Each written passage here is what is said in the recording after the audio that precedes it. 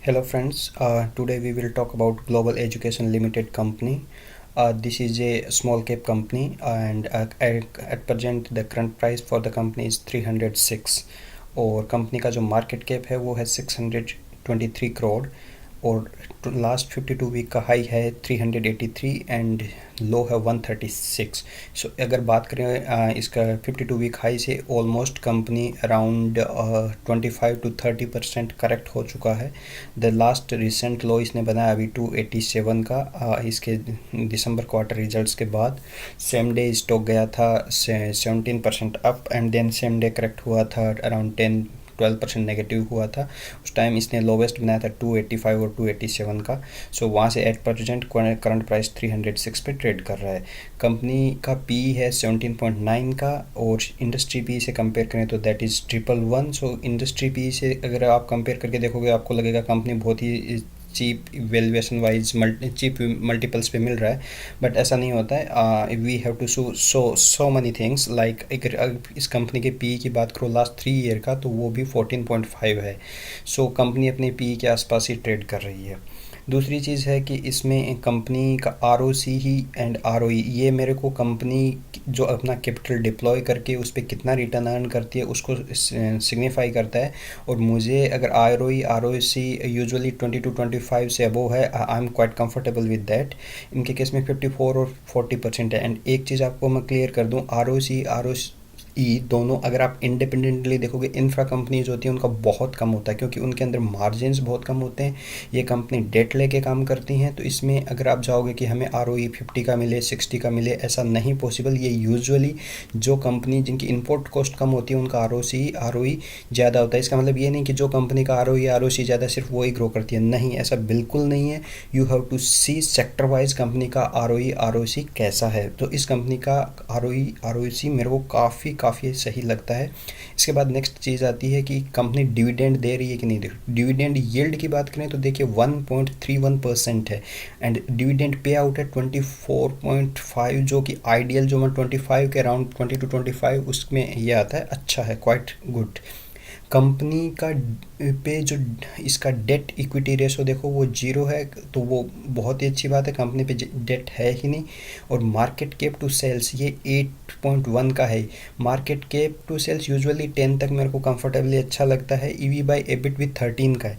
अब ये चीज़ बहुत आगे अंडरस्टैंड करने की बात है कि अगर कंपनी का मार्केट कैप 8.1 है और आप डिटेल में अंडरस्टैंड करते हो और ईवी बाय ईबिट ऐसे केस में मैं आई वॉज एक्सपेक्टिंग अराउंड 25 तो होगा, but here 13, that clearly says that company के मार्जिन्स काफ़ी अच्छे होने चाहिए। वो अपन बाद में देखते हैं कितने आते हैं, ठीक है। इसके बाद पेग रेशियो है 0.62। पेग रेशियो है पी और उसकी ग्रोथ का रेशियो है। अगर सपोज कंपनी का पी पेग रेशियो 1 है तो कंपनी का क्या है, जितना पी ग्रो कर रहा है भाग रहा है ग्रोथ भी उतनी ही हो रही है। Suppose peg ratio less than 1 आ रहा है मतलब पी कम भाग रहा है, ग्रोथ ज़्यादा हो रही है, तो वहाँ पे आप समझ सकते हो कि कंपनी की जो अभी भी अंडर वैल्यूड है। नेक्स्ट है कि प्रमोटर होल्डिंग यहाँ पे 17.9 है। 50 से above very good promoter holding. Promoter ने कोई शेयर प्लेस नहीं कर रखा है, DIFI की कोई होल्डिंग नहीं है। और रिजर्व जो कंपनी के पास है 72.4 करोड़ के हैं against the market cap of 623। Debt free company है और कैश इक्विवेलेंट है वो 1.1 CR का है। अब आ जाते हैं कंपनी के टेक्निकल्स पे।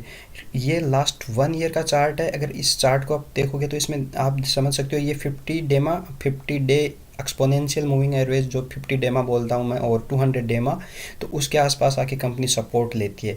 आप हर बार देखोगे ये हर बार 200 के डेमा को ब्रीच करके उसके नीचे जाता है और फिर स्टॉक वहाँ से वापस घूम रहा है। यहाँ पे भी देख सकते हो ये, बट यूजुअली ये हर बार फिक्स नहीं है। यहाँ पे आप देखेंगे ये 50 डेमा से भी स्टॉक घूम गया है, तो एट प्रेजेंट एग्जैक्टली 50 डेमा के ऊपर स्टॉक ट्रेड कर रहा है। और ये अगर यहाँ से आप को कंपेयर करोगे तो ये देखोगे कि कंपनी जहाँ पे ये बिल्कुल ये क्रॉस ओवर तो नहीं कह सकते, क्रॉस ओवर तो नहीं है, बट यहाँ से एग्जैक्टली स्टॉक ऊपर मूव किया, शार्प मूव किया। अब फिर ये वेट करता है कि कब जाके 50 डे मूविंग एवरेज के पास स्टॉक की प्राइस आए, फिर वहाँ से वापस स्टॉक मूव करना शुरू करता है। तो एट प्रेजेंट मुझे काफ़ी अच्छी प्राइस में लग रहा है। अगर आप पी के चार्ट को देखते हो तो पी का चार्ट भी देखिए, मैक्सिमम पी कंपनी ने जो गया है वो अराउंड 35 का। एट प्रेजेंट 17-18 के पी पे ट्रेड कर रहा है, वो मेरे को काफ़ी कंफर्ट देता है, ठीक है। और इसके बाद में आ जाते हैं ये प्रोस एंड कॉन्स। यूजुअली ये सिस्टम जनरेटेड होते हैं, तो कॉन्स यूजुअली जैसे ये कहते हैं कि ट्रेडिंग बुक वैल्यू से इतने पे ज़्यादा पे ट्रेड कर रहा है, वो फ़र्क नहीं पड़ता। अगर कंपनी आईटी सेक्टर की है, ऑलवेज उनके पास इंफ्रा इतना ज़्यादा नहीं हो के उनके हमेशा ही उसका बुक वैल्यू से हमेशा ज़्यादा पे ट्रेड करेगा। कुछ जैसे अपने नवरत्न होते हैं, भेल है, और उनमें क्या होता है, उनका इंफ्रा ही, उनके पास इतने टूल्स इक्विपमेंट्स होते हैं कि उनमें आपको पीबी रेशियो जो बोलते हैं वो हमेशा ही कम मिलेगा। तो इससे कुछ लेना देना नहीं है कि स्टॉक रन करेगा कि नहीं करेगा।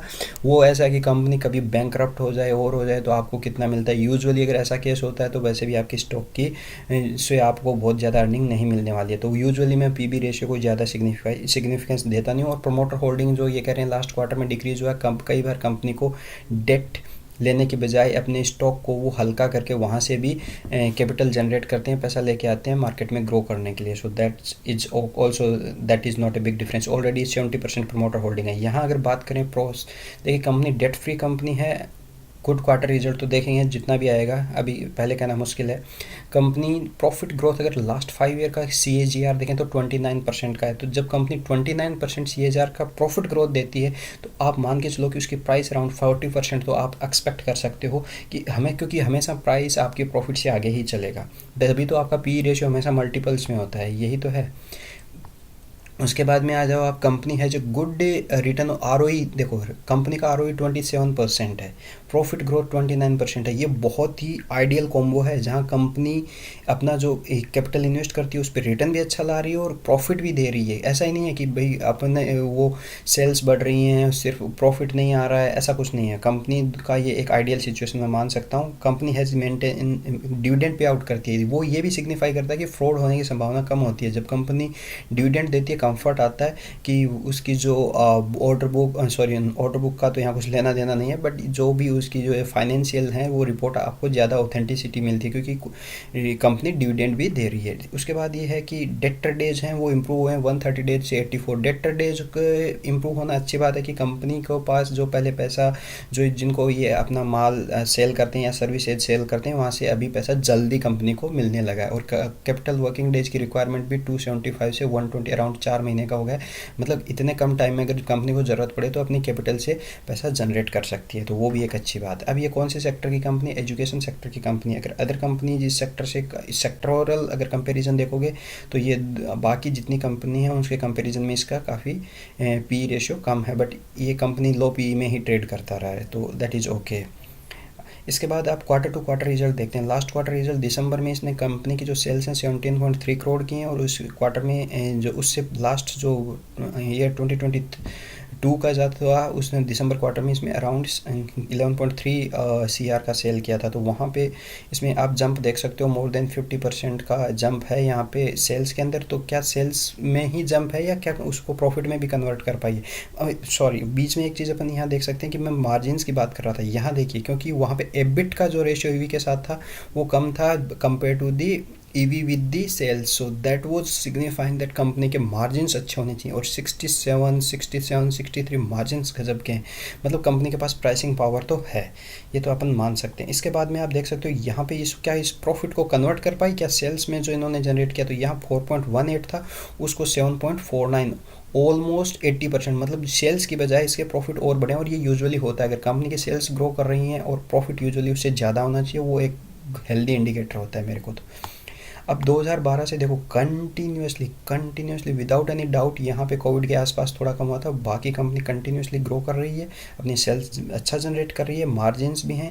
पहले भी अराउंड 50-60% मेंटेन करती थी, अभी भी एक कंपनी के operating profit margin 56-66, in fact life time high margins देख सकते हो इसके, तो वहाँ पे कर रही है।